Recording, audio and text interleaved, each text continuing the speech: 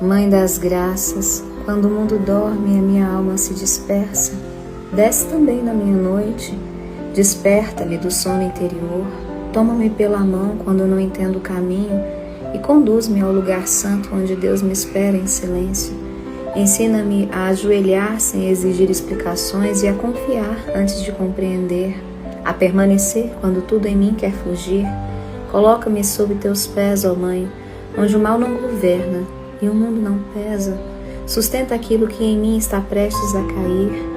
Abre tuas mãos sobre a minha vida e derrama as graças de que necessito, inclusive aquelas que eu não sei pedir. Marca-me com o teu sinal, guarda-me na humildade e envia-me. Quando pedires em silêncio, permanece em mim pela graça, para que eu viva confiando e pedindo e caminhando contigo até o céu. Amém.